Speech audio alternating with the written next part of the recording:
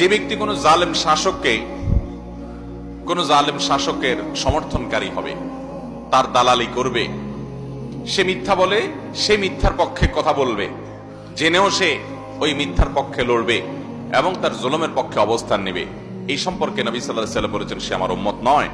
এই সম্পর্কে বাজ্জার এবং তাবরানী বর্ণিত হাদিস আছে, মুসনাদ আহমদে বর্ণিত হাদিস আছে। নবী সাল্লাল্লাহু আলাইহি ওয়াসাল্লাম বলেছেন সাতাকুনু উমারা ইয়াকযিবুন ওয়া ইয়াজলিমুন, একটা সময় আসবে, কিছু শাসক আসবে দুনিয়াতে, এরা মিথ্যা কথা বলবে জনগণের সাথে, মানুষের সাথে, আবার তাদের অধীনস্থ লোকদের প্রতি তারা জুলুম করবে।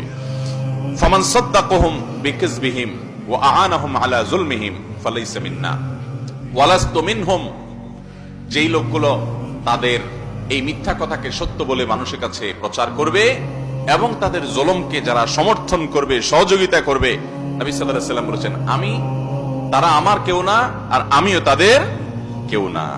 ওয়ালা ইয়ারিদু আলাইয়াল হাউজ, এবং কিয়ামতের ময়দানে আমার হাউজে কাউসারে তারা পানি পান করতে আসতে পারবে। ভয়ঙ্কর কথা। এর বিপরীতে নবী সাল্লাল্লাহু আলাইহি ওয়াসাল্লাম বলেছেন যে ব্যক্তি মিথ্যাকে মিথ্যা হিসাবে জানবে, এটাকে সত্য বলে সমাজে প্রতিষ্ঠিত করার চেষ্টা করবে না, জুলুমের পক্ষে গিয়ে সহযোগিতা করে জালিমের সহযোগী হবে না, তো সেই ব্যক্তি সম্পর্কে নবী সাল্লাল্লাহু আলাইহি ওয়াসাল্লাম বলেছেন সে আমার আর আমি তার, এবং সে আমার হাউজে কাউসারে পানি পান করবে ইনশাআল্লাহ।